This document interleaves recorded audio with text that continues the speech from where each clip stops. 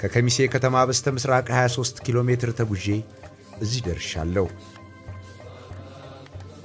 ዳዋ ጨፋ ወረዳ በጅሮታ ቀበሌ። ይህ አምባ መንደር የሀገር ታላቅ መካነ ቅርስ ከፍ አድርጎ ኖሯል። ከተመሰረተ ከ900 ዓመታት በላይ ዕድሜን ያስቆጠረ ታላቅ መንደር። በከፍታ ቦታ ላይ የሚገኘው ታሪካዊ መንደር በተራራ ተከቧል።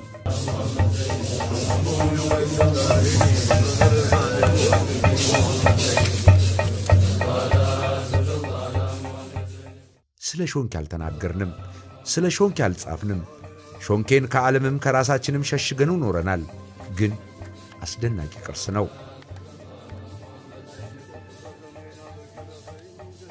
ለመልክዓ ምድር ቱሪዝም በተመቸ እጅግ ውብ ስፍራ አርፏል። በመንደሩ የሚገኙ ቤቶች የተለየ ኪነ ሕንጻ አላቸው። የሾንኬ መስጂድ መስራች ሼህ ፈቂ አህመድ መጀመሪያ ወደ ጦላሃ መስጂድ ሄዱ። በኋላም ከጦላሃ መስጂድ በቅርብ ርቀት የሚገኘውን ሾንኬ መስጂድን መሰረቱ። ከሼህ ፈቂ አህመድ በኋላ በሾንኬ መስጂድ ውስጥ ብዙ የሃይማኖቱ አስተማሪዎች እንደኖሩ ይነገራል። ከዚህም ውስጥ ሐጂ ቀርቦ መሐመድና ሼህ ዘይኑ የሚባሉ ነበሩ። ሼህ ዘይኑ የሾንኬ መስጂድን ለብዙ ጊዜ አስተዳድረዋል። የእስልምና ትምህርትም ያስተምሩ እንደነበር መረጃዎች ይጠቁማሉ። ከሼህ ዘይኑ በመቀጠል ወደ መስጂዱ የመጡት ጆሃር ኢብን ሃይደር የተባሉ ሼህ ናቸው።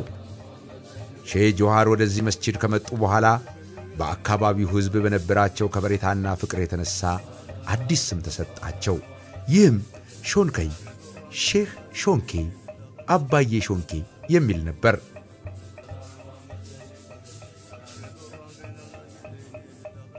ለተራራ ቱሪዝም የእግር ጉዞ የተመቹ ዙሪያ ገባዎች የከበቡት ሙሉ በሙሉ በድንጋይ ካብ የተሰራ መንደር።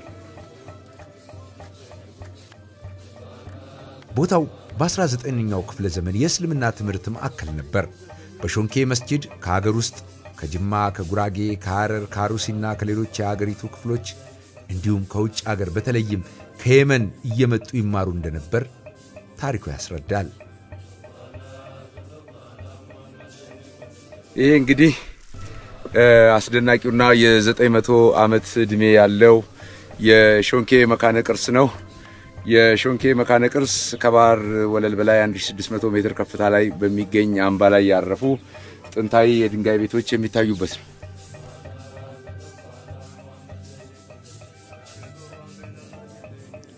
ይህ ለአያሌ ቱሪዝም አይነቶች የተመቸ አካባቢ ነው። ለተፈጥሮ ተጓዦች ትልቅ ዕድል።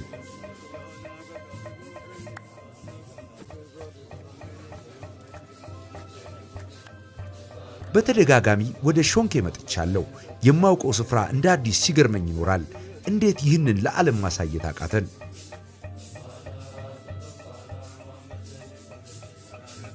እንዴት ይህንን ለዓለም ማሳየት አቃተን? ጣሪያቸው ከእንጨት ከድንጋይና ከአሸዋ የተሰራ በመሆኑ የሀገሬው ሰዎች ከከፍታው በላይ ከፍ ብለው ዙሪያ ገባውን ለመመልከት የተለያዩ አገልግሎቶችን ለማከናወን ይጠቀሙበታል።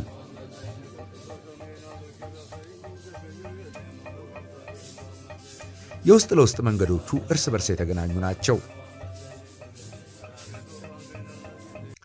ስያሜው የተገኘው ቦታውን ከመሩት ታላላቆቹ አንዱ በሆኑት በሼህ ጆሃር ኢብኑ ሃይደር ሲሆን በአካባቢው ሕዝብ ዘንድ የሚከበሩና የሚፈቀሩ በመሆናቸው ሾንኬይ የሚለው ስም እንደተሰጣቸው የእሳቸውን ሼህ ሾንኬ የሚል መጠሪያ ተከትሎ ስሙ እንደሆነ ይነገራል።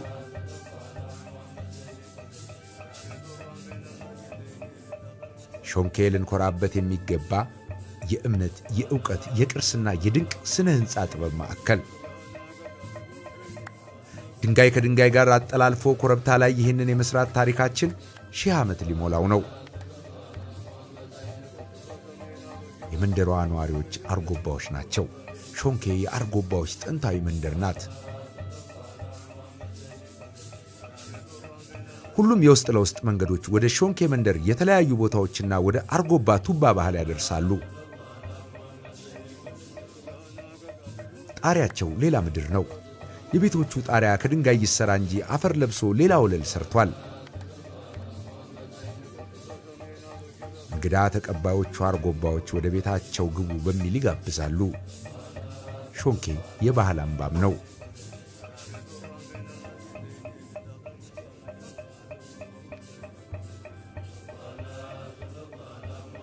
ሾንኬ የምርቃት ስፍራ በረካ ሁኑ። ኡምራችሁ ረጅም ይሁን። ሙራዳችሁ ይሙላ። እንደው አማን ይውረድልን። ዓለሙ አማን ይሁን። ያ ረብ ዓመሉ ዓለሙ አማን አላህ አሜን። አላህ አማን ይጋል አሜን። ዘላለሙ በአማን ትኖሩ አላህ ይጋል ይመተኩም ኸይር ይምጣ ኸይሪዋ ገየኖም እና መምትረ ወጅናሪ ድረስ አማን ሐድ ባሚያ በገየኖ ሐድ ባኑራ እንጉረም አማን አላህ ይጋር ለና اللهم صل على سيدنا محمد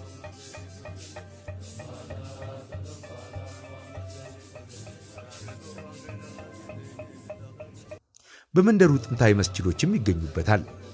ከነዚህ መካከል በመንደሩ ስም የሚጠራው ሾንኬ መስጂድ አንዱ ነው። መስጂዱ የተመሰረተው የዛሬ 900 ዓመት አካባቢ እንደሆነ ይነገራል።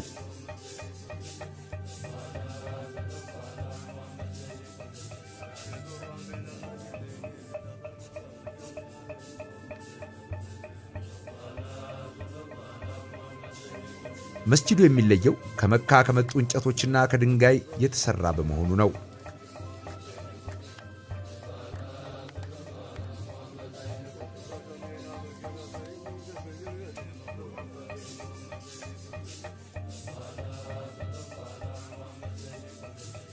አሁን የምገኝበት ቦታ በሾንኬ መካነ ቅርስ ከሚገኙ ቀደምት ግንባታዎች አንዱ የሆነውና የሾንኬ መስጊድ የሚባለው ከተተከለ ወይም ከተመሰረተ 900 ዓመት እድሜ ከሚያስቆጥሩ ጥንታዊ የኢትዮጵያ መስጊዶች አንዱ ነው።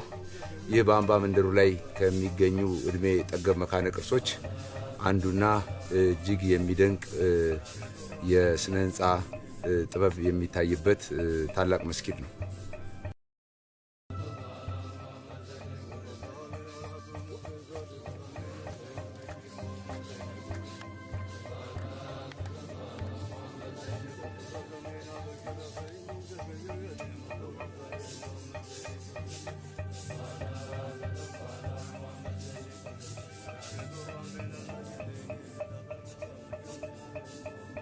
ይህ እዚህ አምባ ላይ ያረፈ ታሪካዊ መንደር ነው ሾንኬ።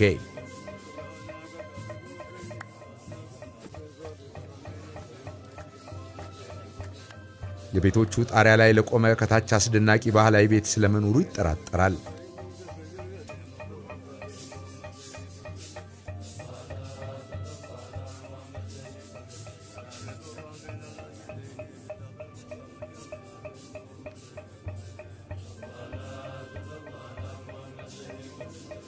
ወደ እያንዳንዱ ቤት ጎራ የሚል ጎብኚ ራሱን ሙዚየም ውስጥ ያገኘ እስኪመስለው ይደመማል።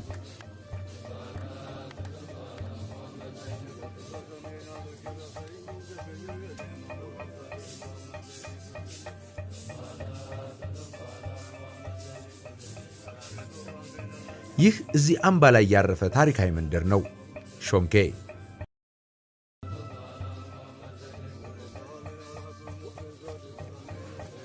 የቤቶቹ የውስጥ ጣሪያ እንዲህ ያለ ገጽታ አለው።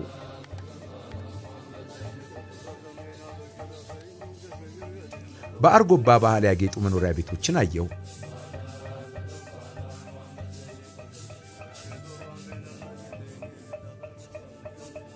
የትኛውም ቤት የውስጠኛ ገጽታ ውብና በባህል ቁሳቁሶች ያሸበረቀ ነው።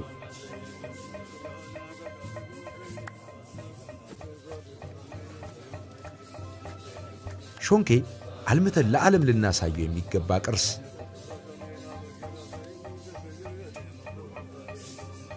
ቅርስም ዳቦም መሆን ይችላል።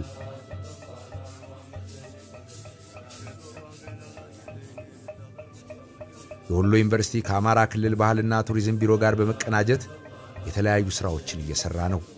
ውጤቱን በናፍቆት እጠብቃለሁ።